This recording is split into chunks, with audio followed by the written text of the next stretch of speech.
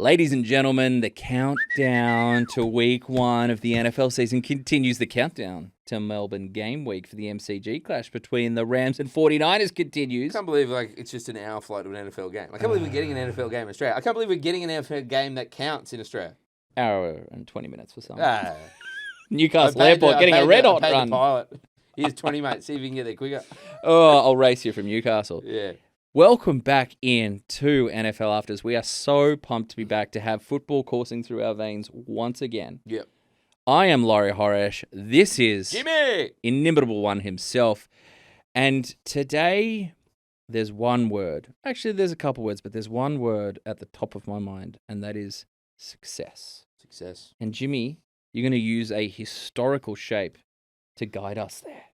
It's where I've lost a lot of money, Laurie. Okay, good to know. Pyramid schemes. Good to know. Hold the emotional support ball. I thought I was investing in some supplements thing. Was it green? You remember that green one? It was like green something or... I remember hitting skip or... ad. Yeah, there was one. Some of my mates lost it. They were like gym bros who were like, yeah, you buy this, it's a supplement. Anyway. It's been a while since I was GTLing, mate. Yeah, no, I can't tell. You look like you've just had an apple today and nothing else. Thank you. Thank you. It's the last time I share my food habits with you. Look, this is the NFL Afters 26-27 success pyramid. Ooh. Because success looks different for everyone. It does. So I've broken it up into 4 categories. Yes, and I am going to take a judgy, snooty role. Yes. Which is so unnatural for me. I don't know how I'll be able to tap into anyone looking down their nose at anything. If you've watched this show before, you'll be like, wow, how's Laurie doing this? He's usually so grounded. Yeah. What did your shout out to Toby, your mate? Yeah.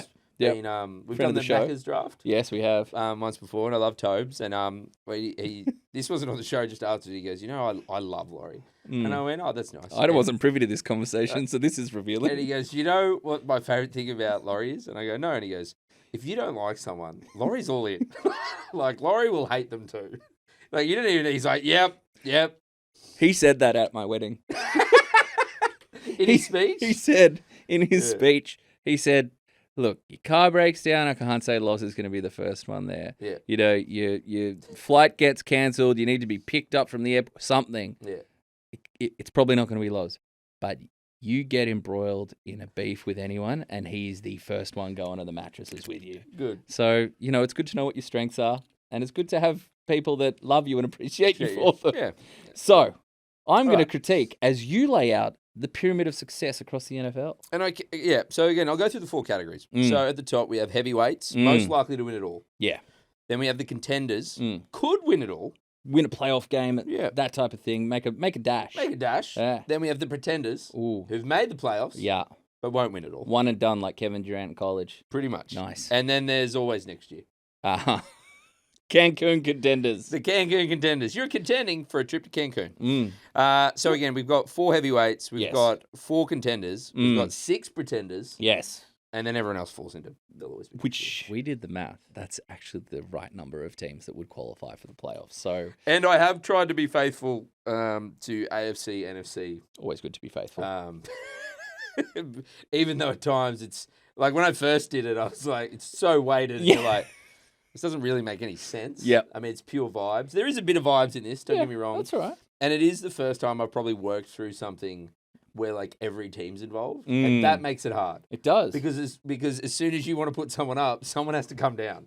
You can't you can't be like, I like all these teams. Like, well, that's just unlucky. Yeah. As the new surf necklace that my son has lines up, yin and yang. Yeah. All right, now I'm going to send you. So I'm sending Laurie. He hasn't seen this ahead of time. I'm going to send him the first row. This is the heavyweights. Come with me while I get a text message from my co-host live in the middle of a show. Hey, good technology. I can do it from my laptop. So these are my heavyweights. Most likely to win it all. Ooh. I've got the LA Rams. The Seattle Seahawks. The Buffalo Bills. And the Denver Broncos. Now I can talk you through each one as a why. I think we're going to spend a lot of time talking about teams the further we get down because it's probably more nuanced. Yeah. I think the Rams there's not much of a description needed here. We understand the talent's ridiculous. It could get better with Aaron Donald, who may have signed while we're recording right now, for all we know, joining those ranks. The Seahawks defending champions. A little bit of brain drain that happens after a Super Bowl victory. Notably Clint Kubiak. no longer the OC. They're heading over to the Raiders. And some talent leaving, but not anything that's absolutely punching you in the face. Kenneth Walker, he's punching people in the face at but Chiefs training. But Jadarian Price comes in first round, investment there at the running back position. And they also got some health coming back. I'm really excited to see a healthy Torrey Horton season. Yeah, and I think as well, they won the whole thing. Yeah. I just think it would be very disrespectful to put them anywhere else. Have you heard about Sam Darnold's spin rate? Yeah. I love it. Well, we did last episode about off-season narratives. Yeah. The spit, I love Sam Darnold. Yeah. I love that he is forever a Super Bowl champion, Sam Darnold. Yeah, you can't take it away. But the spin rate is peak off-season content or pre-season content. It's chef's kiss. Sign me up. I tell you, one we didn't do last week. We were doing narratives. Just really quickly, I can't remember who it was, and I apologize. I did see it on Instagram, but it was a Cowboys fan, I think, and it was they were asking about other quarterbacks or something. And he said, Jalen Hurts, him winning a Super Bowl means that our quarterback can win a Super Bowl. That's, I think, really healthy. Yeah, I think. I'm sure. In a beautiful S-Housery NFC East kind of way. So Rams, obviously Seattle, NFC there. They obviously played. That was a great game. All their games last year were exceptional games. It's the best rivalry in football. I feel like they're pretty. Yep. Tick, tick. So then you go over to the AFC, and we have. I have the Buffalo Bills and the Denver Broncos. Sure, Denver Broncos makes a bunch of sense. They had the opportunity ripped away from them with Bo Nix's ankle injury that led to the Jared Stidham game, and the weather in that game as well didn't help. They get Nix back, hopefully fully healthy. The offensive line is good. Apparently, he's healthy. He's back. He'll play round one. Defense is a strength. We know that. I think some people still have their question marks about a linebacker level with that defense, but offense, there's one really, really massive story, and that is Jalen Waddle, who is the best receiver on that team. I've long been a Jalen Waddle fan, long been a believer that he can be an A1 receiver on a team that doesn't have Tyreek Hill on it. I really love the meshing between... I'm not the world's biggest Bo Nix fan, but the meshing between... I love Bo Nix when he's dropping back, confidently striding in and firing those 20-yard bullets. Just a really nice darting seed. And Jalen Waddle grabbing those on a crossing route or, kind of an over route and then just hurting people after the catch with his speed and his explosion. It's a beautiful match. Great contrast with Cortland Sutton. I think it's I hesitate from going, team made it this far. This is the one piece they needed to go over the top. And therefore they made that move. Therefore they go over the top. But it is Nix coming back. It is Waddle. I'm sitting right here. It is Waddle, and also the substance of that team is really strong. It wasn't just I thought about that as well when I put this together, and I'm like, it's not just the missing piece as well. Yeah. Bo Nix was injured at the end of the game. They had every, look, and I know teams always get injuries, but I think it was necessarily the game that it was in, when it was the game was in, also the opposition, the Bills, expected to go through. Yep. So obviously we talked about Lamar Jackson and the Patty Mahomes being out. So it's Josh Allen just walked through. Obviously didn't. Yeah. But I think, I think that key, your quarterback, right? God, your quarterback was out, him returning, adding Waddle. It's just no wiggle room there. The defense as well. We spoke to a bunch of the guys at Super Bowl last year. Mm-hmm. Pat Surtain and Nick Bonito. Yeah, I love Nick Bonito. So yeah, I'm very high on the Denver Broncos this year. Okay, I tick off on them. It's the other one, the Bills that I have a little pause on. I think they'll be there or thereabouts. I actually move them up and back from this category. I have them in the next one down. So we spoke in the last pod as well. I'm all in on them this year. Like I said, making changes at head coach and on the defense as well. Obviously adding DJ Moore, which you really love him. Give more his flowers. But you don't have him there. I don't. I love that responses under a certain returning quarterback's clips on social media are, he cooked. Oh, he's done. Oh, he's washed. Oh, it's all over. I have the Chiefs in the top tier. It's much harder with the couch to make a dramatic exit. If you saw me last season, I could just walk off. Here I'm like, oh God, I am old. Sit your KC hating keister down. Talk me through it. Offensive line still very strong. Want to see some health there. No, you're not overawed by the wide receiver room. I don't really know what's going on in the wide receiver room and where Rashee Rice is going to be. That's fine. Investment in the running back position, clearly, and Kenneth Walker's someone that you can use in a couple of different ways out of the backfield, right? And can I just say as well, the fighting in the preseason and getting a bit angry, don't hate it. That's fine. I like it's summer. They're hot. It's summer. Bit of. They stick, haven't bit taken of a shove. trip out to Oxnard or to California or other parts of California like teams like the Cowboys or the Saints do to escape some of the heat. It's not a problem there. My focus is, so one, do I believe we've got a huge Kelsey season coming? No. But I think foundational offensive line, people actually writing off Patrick Mahomes is ridiculous. Investment in the running game, those are all positive things.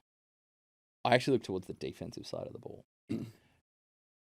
Mason Thomas. Trent Mason McDuffie Thomas. gone as well, though, I think. Mason Thomas is juice off the edge. Yeah. Yeah, Trent McDuffie gone, but Mansour Delane in. Yeah.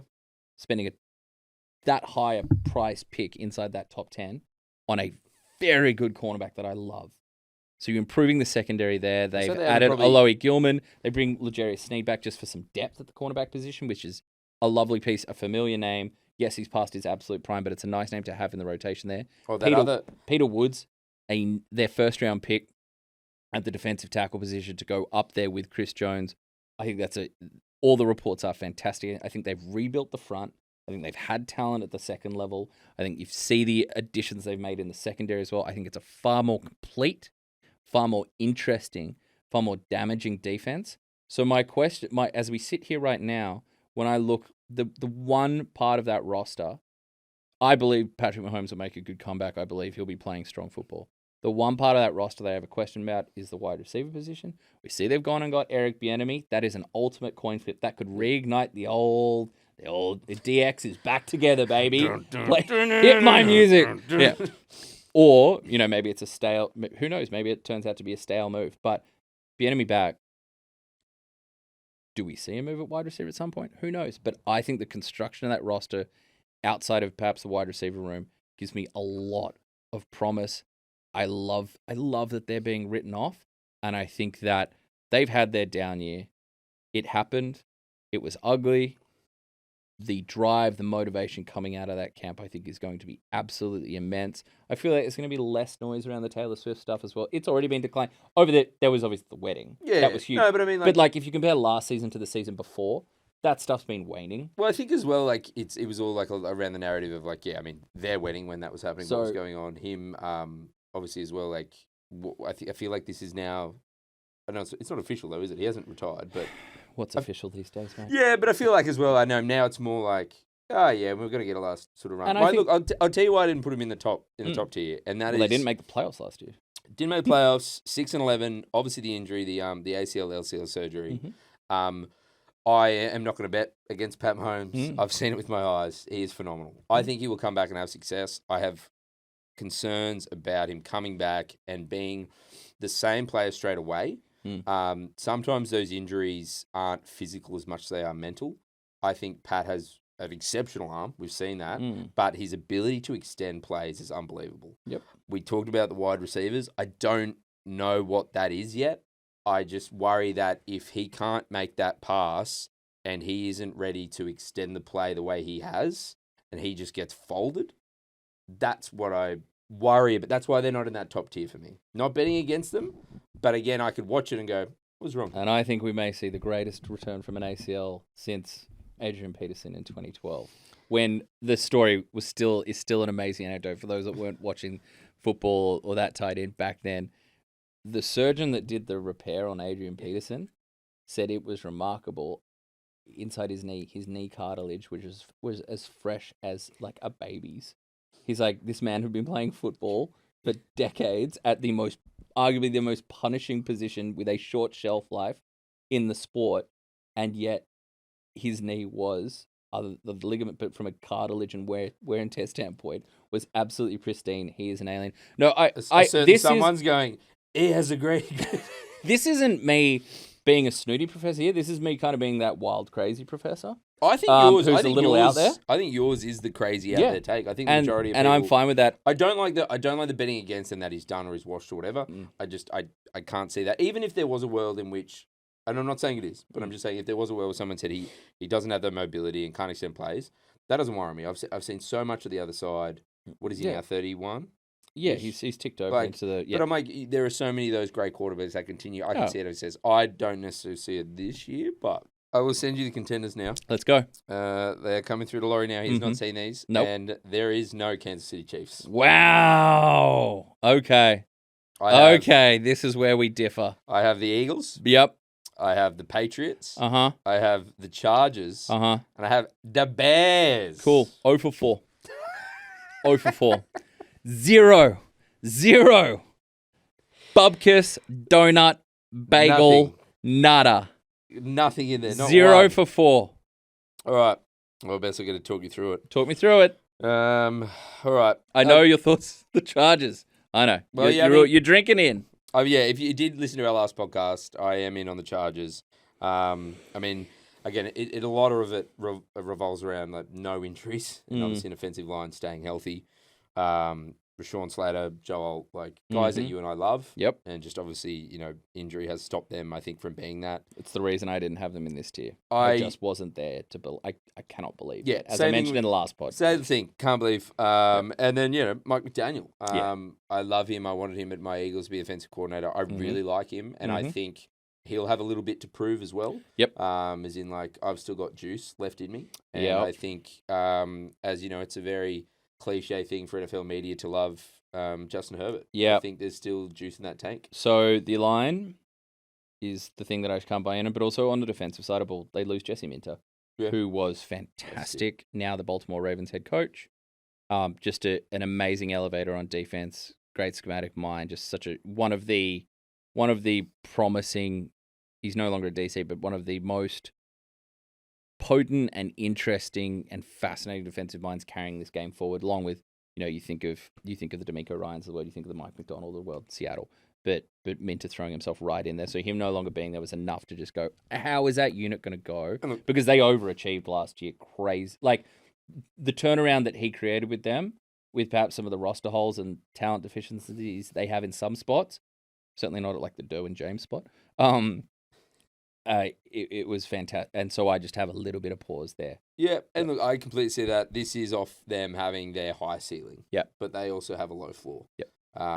So that's why they're... And I do remember them losing 16-3 in the wildcard round against my other pick, New England. Which so you'd have New England in your top two tiers, which is...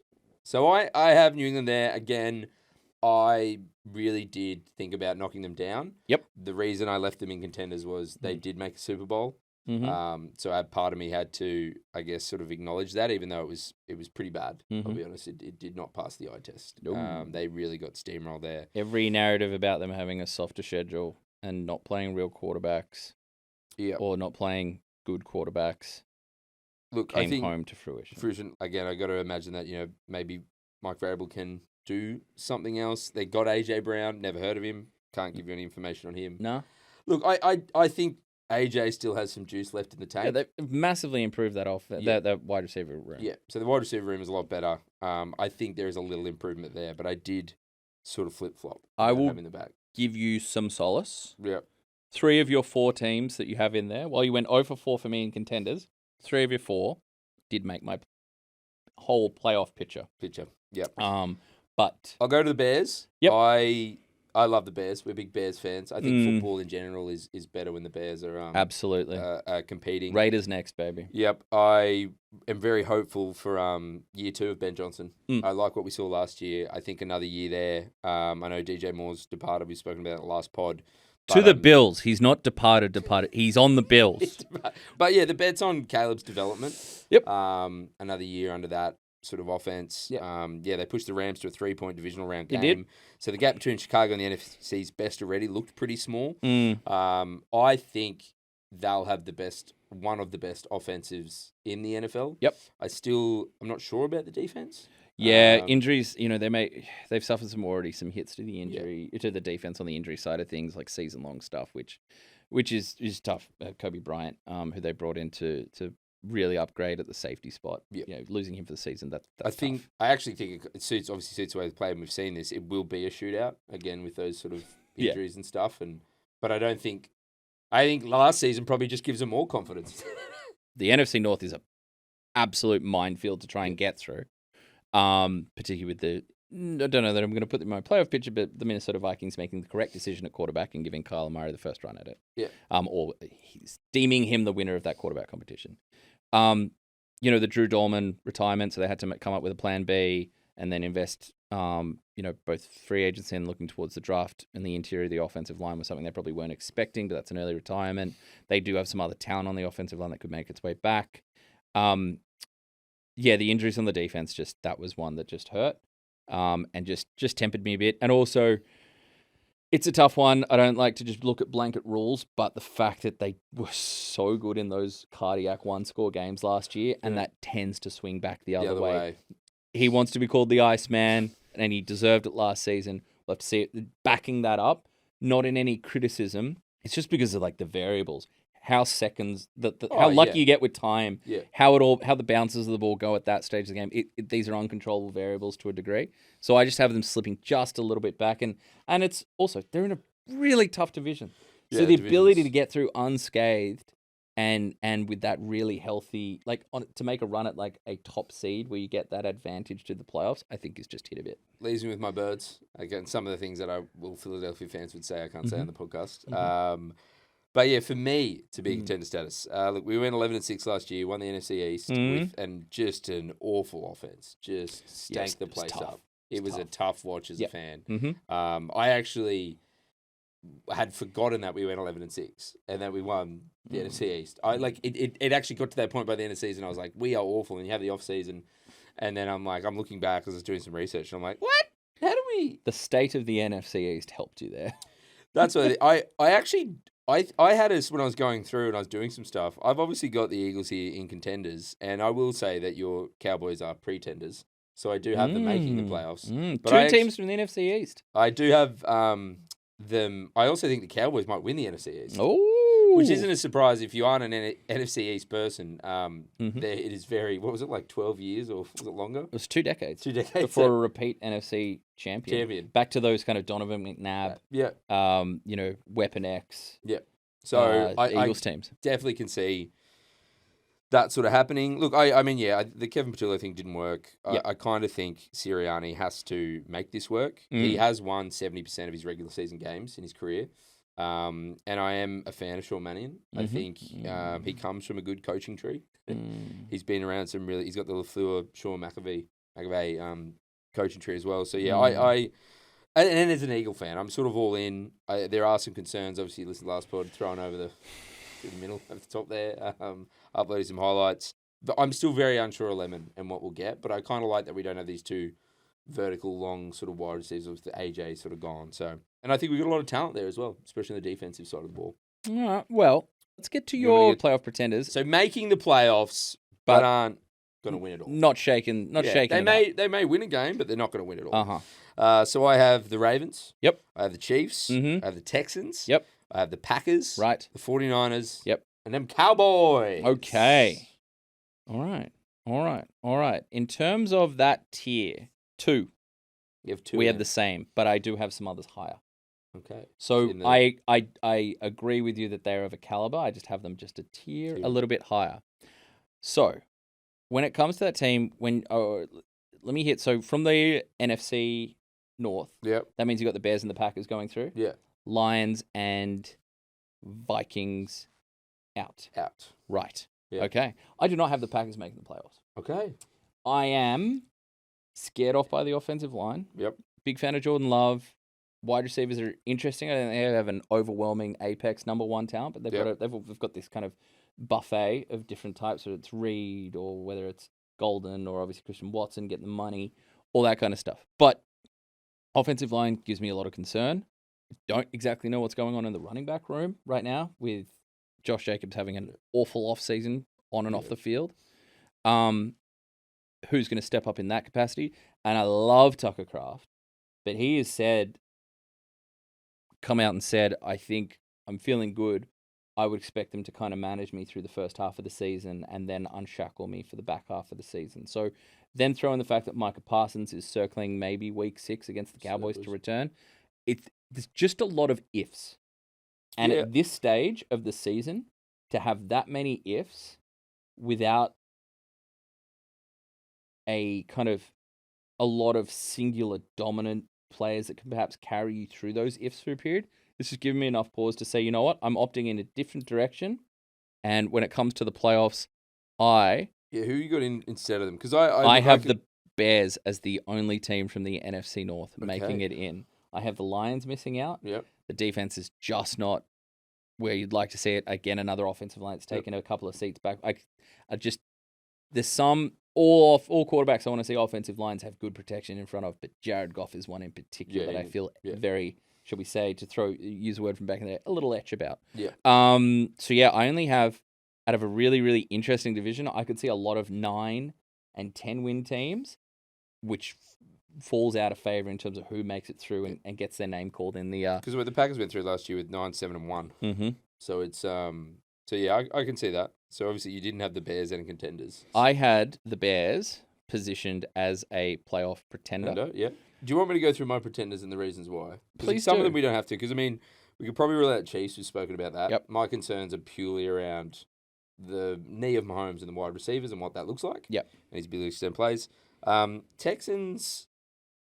I mean, I don't know if we spoke about this in the last pod. I'm all in on that defensive side of the ball. The offensive line. Yeah, the offensive line. They've tried. Maybe if it gets back to decent, it's fine. But there's also what we saw from CJ Stroud. Yep, and again, then CJ. I don't know what we're getting there. Yep. So that was my concern. But again, I think the defense is that good, so I had to put them in. The Cowboys. Yep, I've got them in pretender. You've got them in pretender, yeah. Yep. I think we've spoken about it. I think I said top 10. You said top half of the league as a defense. Mm-hmm. I think there's a lot of good things that they've done. They obviously Caleb Downs, defensive coordinator. Like there's a lot of good things there. I just wasn't sure of how far they can go. Yep. 49ers I've got in there. 49ers to me are interesting. I am denied about them as well. I love Kyle Shanahan. I couldn't really go against him. Laurie and I had a conversation the other day about how special he is in terms of maximizing the most out of the least. Yeah. It's a great elevator. A great elevator of players. Yep. You looked like he's lost quarterbacks and star talent like last year, for example, and then they just kept winning. They were 12-5 last year. So I have some concerns this year. There's injuries again. We've already gone. They've lost people in preseason. We don't know when certain people are coming back. I mean, Kyle Shanahan, unfortunately, was in a car accident as well. Hopefully, do you have confirmation if he'll be in Australia? It sounds like he will be. Whether George Kittle is, Kittle said that he's trying. That he's hopeful. Yeah. But look, I mean, Mike Evans, you hope for health. He's had a little strain. Ricky Pearsall, having surgery this late in the piece, that's awful to see. New defensive coordinator. Yep. So I have the 49ers. Despite all that, I have them as contenders. Okay. I'm not mad about this. I really struggle with them because I'm like... This is where I differ from you. I actually also cheated because I didn't believe there are enough NFC teams to be contenders. Okay, yeah. So I took it upon myself to do a 3-1 AFC to NFC split over the contenders. And I have the Ravens in that tier. Yeah. I think Jesse Minter can come in and reinvigorate that defense, and I think that offensive line, they made changes that were mentioned far lately on the last pod. Yeah. The interior of the offensive line getting rebuilt and reinvested in. I think comeback season from Lamar Jackson driving them towards their rightful place back in the playoffs. That's the tier I had the Bills in. The 49ers there. I just think whilst the injury to some has already started to hit at some points, really intrigued by the young rookie as well. Yeah. So when you have a wide receiver in DeJohn Stribling that kind of fits, what a big body guy, can he learn off Mike Evans? Then throw in the fact that can he fill in that Juwan Jennings role? But even Mike Evans, I love Mike Evans, but at some point, when does the production stop? He was obviously injured a bit last year. But also, what an offense to find yourself in. But that's something like I couldn't. Yeah. I really struggled. Like I felt like there were more variables. But I think between McCaffrey, Evans, Kittle, who looks fantastic for where he's at, you throw Stribling in there. In the AFC as well, like I put the Patriots there because of last season. I wanted to give them a bit more kudos. Yep. The Chargers, again, I just thought their top tier I think can be really special. But again, 49ers are there because I can't bet against Kyle Shanahan. Bills, that's the tier I had the Bills in. You had it in contenders? And then my bolter. Real bolter. Yeah. Real bolter. XPA. Whew, not a bad drop. Yeah.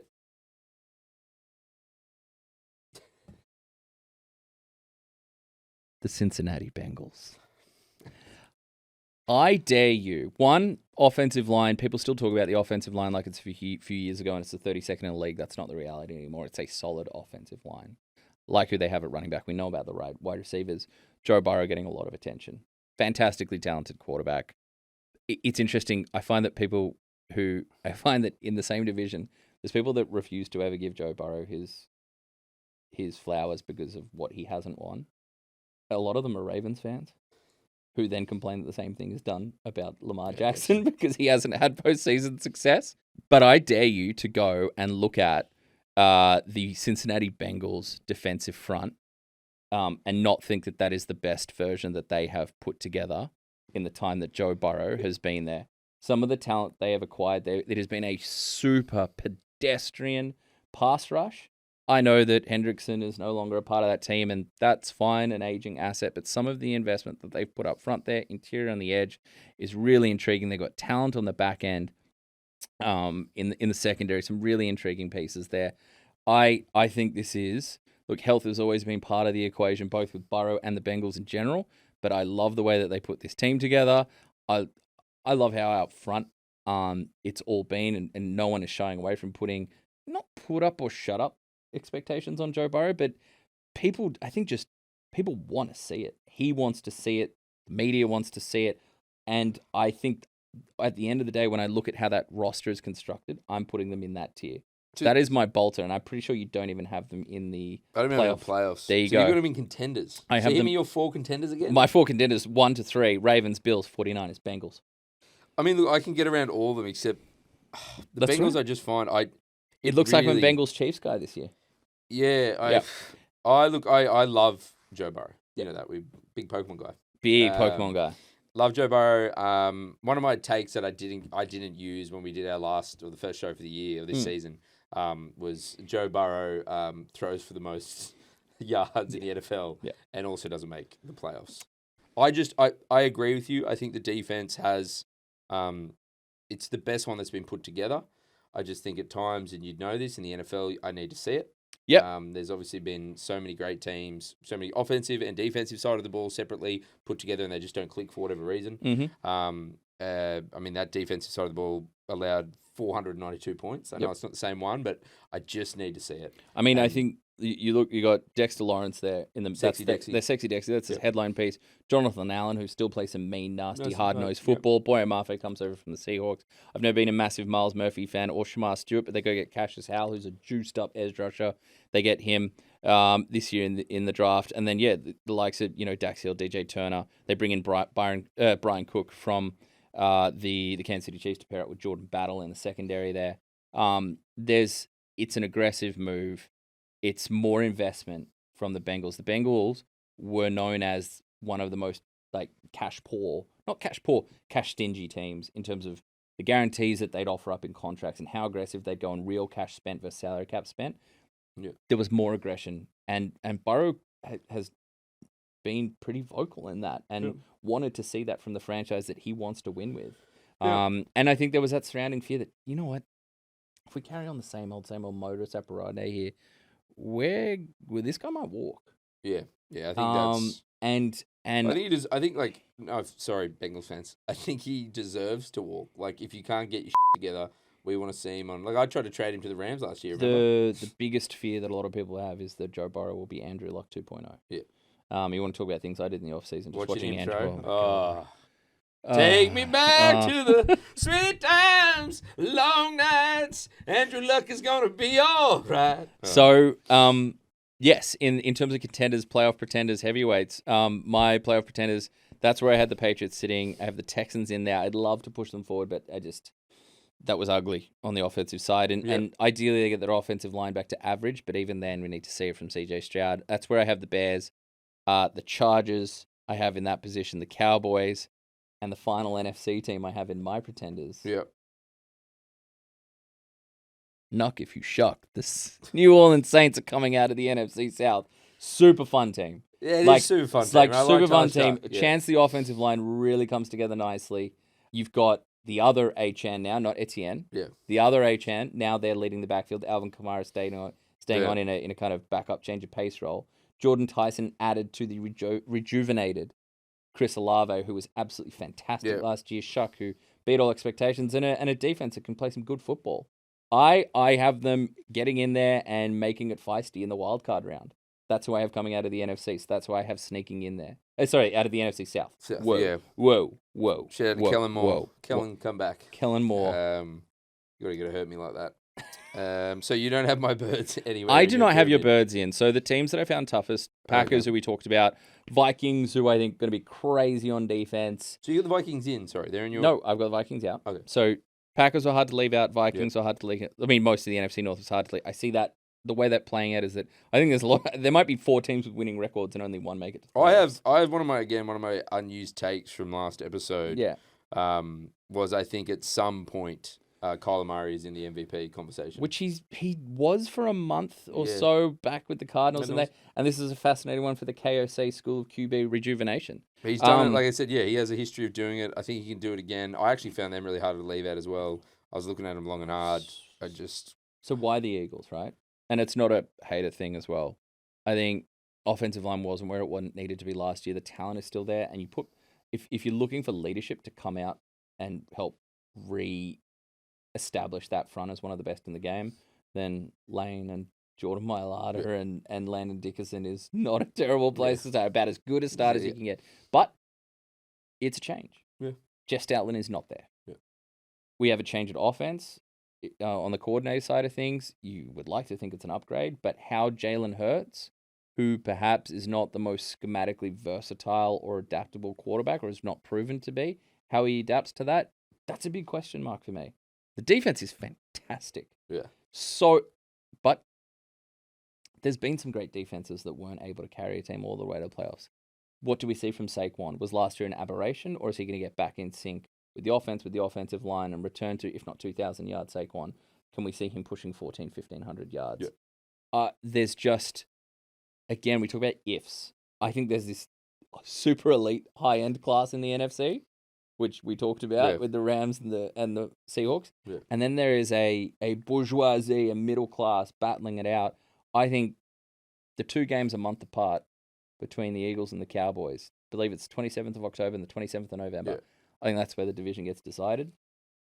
And I think if I had to be unsure about one side of things, I'd rather be slightly unsure about the defense than I would be the offense. And we joked about the Jalen Hurts social media clip and the interception over the middle, Quinyon Mitchell, and how that might have been reckless from the Eagles social media account to post out there, but it's a concern. And he has his limitations as a quarterback.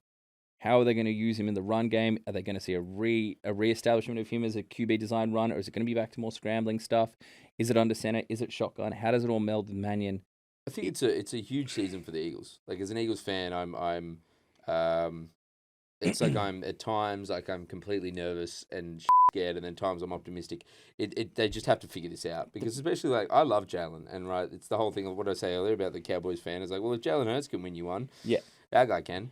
And there's also, it wasn't happy and healthy with AJ Brown, and he's gone. So does that relieve things now? Do we see the return to Heisman, Devontae? Devontae Smith, I think obviously as an Alabama fan and an Eagles fan, the Venn diagram doesn't get any closer. It's a complete overlap. But I've always been so high on him, and I think he has been underutilized in his time with the Eagles. I still love what he's done for us, but I feel like there's the opportunity for him to be elevated now as the number one option. You got Mekhi Lemon, who's injured, and he will be back. But it's not fun for a rookie wide receiver, rookie of any kind, to have that injury at this pivotal part of his rookie campaign. You're looking for him to pick up production. Yes, we can lean in more to Dallas Goedert, but Dallas Goedert is still a good player, but I would say he was on the back end of the bell curve, not on the way up. And Devontae Smith is incredibly talented, but Devontae Smith is also going to see more bracket coverage and more defensive attention than he has ever done before. So it's not so much that, the talent is completely wiped off. That's just a lot of ifs. It's a lot of ifs. It's not ifs, but I also look as well if there are players within that team that have proven something. I think it's such a hard game where, we have these players that are just like Joe Burrow, who's extremely talented. And, and then you go, rightly or wrongly, you go, well, have you won a Super Bowl? And then you go Jalen Hurts, who isn't a Joe Burrow and has won a Super Bowl. And has played some of the best ball on the biggest stage. So I think, to me, I have to look at a team like the Eagles and try and take my Eagles jersey off, my Eagles underwear, my Eagles hoodie, and my Eagles Crocs, and my Eagles blanket, and go, there's enough talent there that was part of a Super Bowl, some part of two, won one. Yeah. Where I go, that means something to me in the NFL still. Players that have been there and performed at that stage. Because, you can get to the playoffs and be going like that. And what do you learn from that? I'm not sure anything. So to me, that's why I'm still hopeful. I don't think either the Cowboys or the Eagles have a particularly fun schedule this year. No, they do not. I do believe the Eagles, the final game of their regular season against the Giants. Yeah. But off the top of my head, I think in the final month, they play, I'm going off recall here, and feel free to Google it and check it against this right now, but I'm pretty sure they play the Texans, the Seahawks, and the 49ers all in the final month of the season. Yeah, it's not, which is just, it's a full-on gauntlet to make a run on, and I'd love to know if I actually nailed that. Cardinals, Seahawks, Texans, 49ers, Giants, Yeah, and then Seahawks before that? Yeah, so Seahawks, 49ers, and Texans, those teams all in the final month. The Giants, I think, will be a nicer landing spot than that. It's a tough Jackson run won't home. Be playing by then. He'll be in the blue tent. As he liked to let everybody know. But I think, again, NFC East, I think it's a 10-win team or an 11-win team that takes it. We'll see what friskiness we get out of the Jim Harbaugh Giants or the potentially resurgent, definitely not fifth-ranked Washington Commanders and Jaden Daniels, but also hates high five. I think, not a fan. 1, 2, 3, 4. No, can't say 5. 1, 2, 3, 4, 6. All right, let's go to Cancun Contenders. The see you next year has been, everyone. Never was. Do you want me to also Rans. Do you want me to run through them and you stop me if you want to chat? Or? Yes. Well, I had the Bengals. We've been over that. Detroit Lions. Yep. We've done that. Minnesota Vikings. Correct. Still think could be frisky. Will be fun. I think it'll be a top 5 red zone team. Yep. Get Kyler Murray, great fantasy pickup. Yeah. It's going to be super fun. Super fun. Yep. Arizona Cardinals. Yeah. Oh, the high ankle sprain to Jeremiah Love already is super fun. Yeah. That's not... I think they got some great positional players. But I just... Yeah. Not loving what we've seen from my boy Marvin Harrison, but Junior. Tampa Bay Buccaneers. Yeah, just some... the Baker stuff's off. The offensive line is talented, needs to be healthy again. Yeah. How do they... Is this a growth thing with Mike Evans out of the way now? Or do they pine for his existence? Still been there, Yeah. On the other side, really pumped to see Ruben Bain, who literally locked and loaded his arms after it was being picked. It's getting him lined up in pass rush situations. It's going to be a ton of fun this season. Yep. But I've got them on the outside looking in. Yep. Well, I had New Orleans Saints. You're wrong there. Been over them. Cleveland Browns. You missed our last podcast, so you have the worst quarterback room. Sorry, Dan Muggleton, New York Jets. Yeah. Again, if that offensive line has some health, Garrett Wilson had some promising moments they've added in the wide receiver room. Just try and make yourself as gorgeous a destination for insert young quarterback next year. Yeah. And I think they have even more of a capacity to bottom out than the Browns. Okay, yeah. Not as much capacity as the Dolphins do. But they're right. Dolphins could have one of the greatest, worst offenses of all time. If you missed our last podcast. If you're gonna hit bottom, hit rock bottom. I've got Giants. Correct. I've got Washington Commanders. Yeah, I still don't. You know their record last year? 5-12. Sorry, I didn't understand the first number you said there. 5. Okay. Yeah, got it. Maybe that's why Jaden hates them. Maybe. Yeah. Giants, it's fun talent. Like the pieces, Arvell Reese and Abdul Carter, etc., Brian Burns.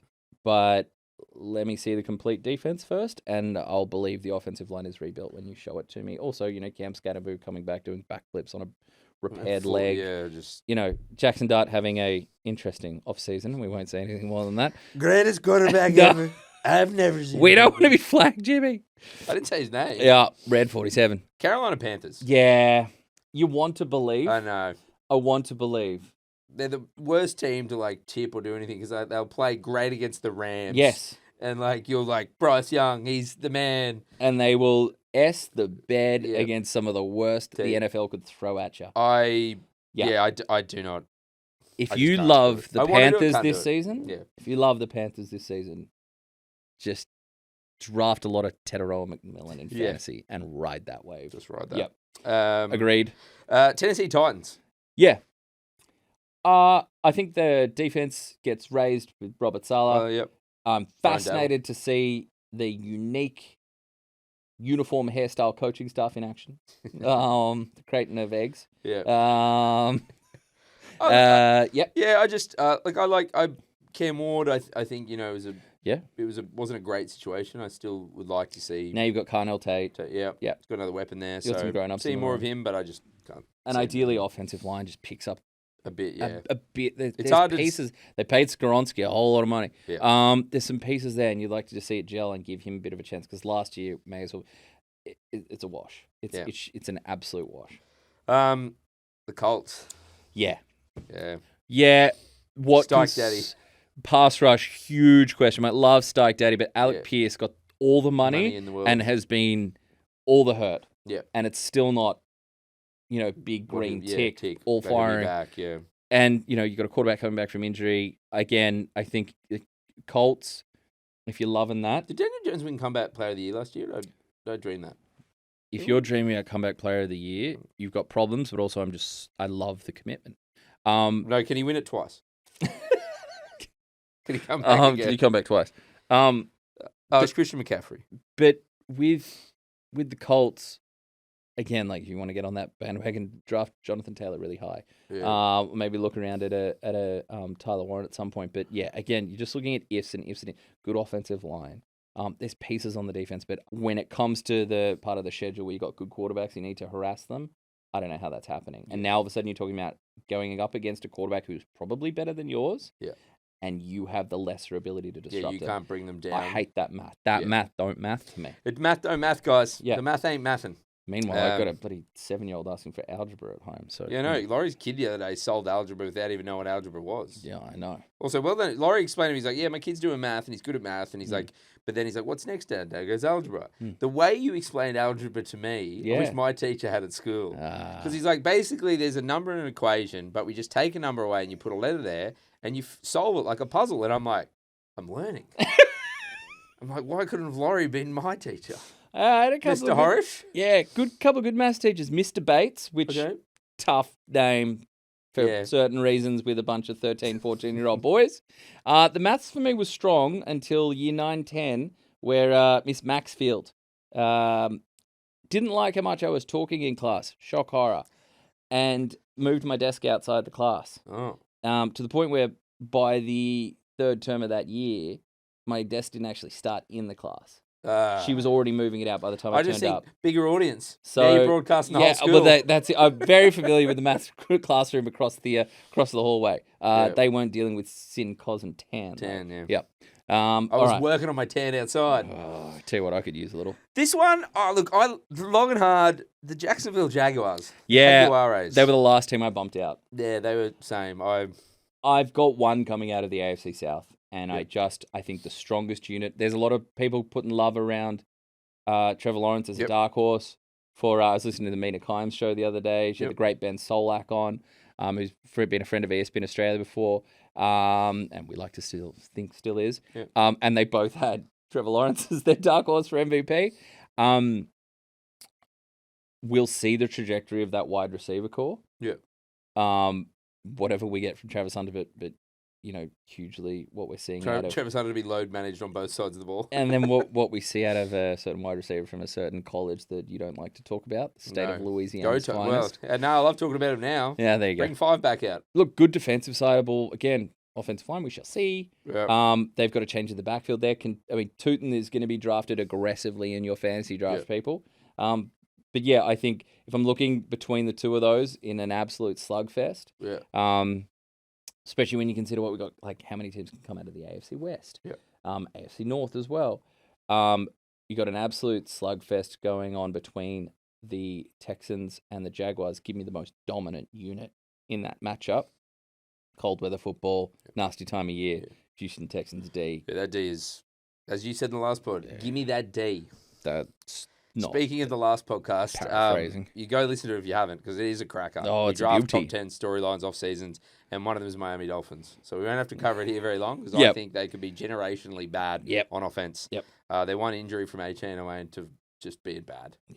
Like, it's not good. Ofa? There, sorry. What? Ofa? Oh, yeah. Is there an Ofa? Detroit Lions, shout out. I know. I Rod thought about it. Marinelli. I'm like, surely, like, that's why I went the points, because I think they can average 10, which I think is worse than I think the Oh, so you Browns fence and- sitting. I'll give them a win. 1. That's just because I like Stu. So Yeah, over under boss. half a win, you're taking the Yeah, over. I'll take the over. Listen, you're a brave man. Yeah. You're a brave man. Raiders. Yeah. Fun Yeah, season. That's what I think. Fun season. Let me tell you, the people are excited about what they saw from Mendoza first out. You know, piercing, tight window throws over the middle. Do you want to talk about quarterbacks throwing over the middle? Would you like to talk about that? Love what I saw from him. Don't want to see him start. Don't want them to get caught up in it. I think roll Kirk Cousins out there. Yeah. Don't buy into the hype. I think Hope that offensive line can gel a little more than it has been. Yeah. The wide receiver talent does not overwhelm you at this point. Bits to the defense secondary. It's a Max Crosby operation. They loaded up on linebackers to try and fix that spot, but there's still a lot of holes in that defense. I think the best case scenario is 7 or 8 wins. Yeah. Kirk plays 8 to 10. Yeah. You get a tasty half dozen plus from Mendoza. Yeah. Shows promise. Doesn't eliminate you from some of the really high-end draft capital that you can get in the next draft class. And we're thinking about 2027. You want to see Mendoza coming through with positive football and health. And let that offensive line get itself together before you put anyone out there. And, you don't want to... And Ashton Genty, just hope for daylight. Hope for some daylight because you deserve some. Little sunshine. Yeah. But the Steelers. Big Pittsburgh powers. Steelers. The Steelers. Mike McCarthy and Aaron Rodgers. Next. Yeah. Look, good offensive line pieces. Wide receiver room is sizable. Yeah. If not Aaron overwhelming. Rodgers was playing hot potato last year. It is either if he can if there's someone open, or it's just get it away. He doesn't want to be hit. It's just anyone who's looking at Mike McCarthy thinking that, look at the big numbers that the Cowboys had for certain years that he was there on offense. There was a lot of the offensive input that went in there that was not his system, and when they had to take the shackles off some of the restrictions, reportedly, that he had placed on it in terms of having absolutely no deep threats and keeping a massive umbrella over the top of the passing game, which is not what a passing game should do. So I found it, he doesn't seem like a bad bloke or anything like that. I thought it was an uninspiring hire, and despite the fact that they have some solid foundational pieces on the trenches, the defense should be good. I think at the top level of decision-making, both with the ball in their hand and on the sideline, I am so uninspired, and I cannot get around them making a run to the ball. I would ask who hurt you, but it was obviously Mike McCarthy.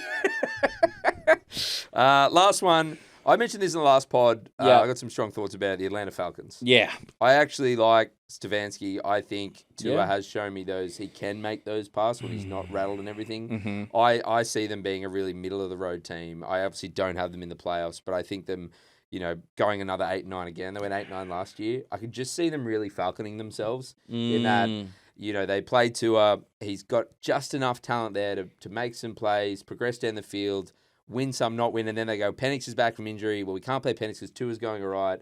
And then at the end of the year, they go, well, we've done nothing. We're not in the playoffs, and we're not bottoming out for a draft pick. No team screams with the 14th overall pick purgatory quite like the 2026 Atlanta Falcons. Atlanta Falcons. Promising things on defense, off the field issues on defense. Yep. Nice on the field story with the brothers Terrell being united down there in the secondary, playing corner with each other, playing in that secondary. But yeah, I think this feels like 1.5 steps forward, 1.5 steps back. And you're right where you were. I look forward to, in 6 months' time, wondering who they will pick with a middling first-round grade. Yeah, they're players that they wanted off the board, that they're going to reach on someone. It's just... It is the quarterback that they desperately wanted to get got plucked in front of them, and now they're bailing out for 65 cents on the dollar. Yeah, correct. 2026. Well, that is it. Atlanta Falcons. Sorry, Falcons fans. I love Atlanta. ATL. Great place. Oh. That's it. That's the NFL Afters 26-27 Success Pyramid. The Pyramid of Success. I can't wait to get this up on the socials as well, and you can give us your thoughts and your commentary around. Clearly, once again, it feels like I'm the crazier of the two. Yeah, I feel like I'm out there. I've gone more safer and has had success or had something, so I've kind of got them in. You saying you lack imagination right now, Jimmy? Oh, maybe I do. Maybe I need. Maybe you spent it all on the acting chops. Yeah, I was out acting in the off season. Yeah. Maybe I'm all. I gotta take some time. He was acting in the off season, and now he's just playing the fool. Well, maybe, but hey, guess what? This is preseason. It doesn't count. So all your great work. Right. Yeah. Preseason. It's preseason. All Laurie's great takes don't matter. No one's listening to this in week one. I'm back. Everyone is listening to this, and you know where? Back week one. You know where, Jimmy? Where else they're going to be listening to us? In Melbourne. In Melbourne. Let's run it down. We mentioned it in our season return. Yep. In the debut, Melbourne, the MCG. It has a football game. Don't know if you knew this. It has grass. Ask Laurie. It has turf. It has lawn. It has grass. It's going to be lovely on the joints of these NFL players coming out here. George Kittle. I'm ready to convert him into. He's just going to be a full lawn man. I want to do full lawn man. My only mission down in because will he travel? If he doesn't play week one, will he travel? I doubt it. No, I doubt it. So I'd love to do a tequila shot with him. I'd love to rip some Pokemon packs with him. Pequeño los dos. George Kittle, tequila, Pokemon, our shout. I mean, mate, what more can you want? That sounds. I mean, does a time get any better than that? We will be doing that without you, George Kittle. We'll be ripping packs and doing shots. But Melbourne Game Week shows we're going to be at Fed Square. Federation Square. Square de Federale? Yeah, that's the locals call it. Yeah. Square de Federale. Scenes, the host of scenes such as Socceroo celebrations 1, 2, 3, 4, not 5, and every episode since then. Look, we're going to have a whole bunch of fun there. We'll have stage down amongst the people, for the people, by the people. Thursday is going to be a whole lot of fun. Season opener, Seahawks versus Patriots. It's going to be a crowd there. It's going to be buzzy, and we're going to be live, watch-along streaming. The watch party is happening. We'll be having an absolute ball for that one, and then we roll straight into game day, Friday, where we'll hit you in the morning with a check-in, make sure everybody got up, set your alarms, had some coffee. Do you know that Melbourne has really good coffee? I've never. Oh, no. Everyone get your coffee. Magic. Oh, they have my Melbourne Magic. They made their way to San Francisco, and now they're back in their homeland. And then after the game, we'll be breaking it all down live. Again, live reactions, live streaming from either an MCG commentary box or the hallowed MCG turf, TBD, but we'll be coming at you right after the Rams 49er game, and we cannot wait for that. I'm pumped. I'm ready. I can't believe it. I'm just so excited, and I'm getting a little bit emotional, but football's back. It's been a lovely off-season. It's back, and it's in Australia. It's back. It's here, and so are we. We will be back later this week with a fantasy football draft primer episode. We've got Liz Loza from ESPN Fantasy over in the States, an absolute genius when it comes to the world of fantasy football, fantasy sports. She'll be joining us.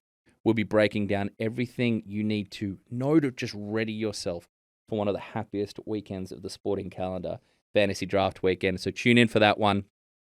Until then, thank you for joining us. Thank you for relishing in the fact that football is back in its beautiful self. I am Laurie Horesh. This is Jimmy. And we will catch you same time, same channel. Until then, enjoy your football responsibly, folks. Go Birds!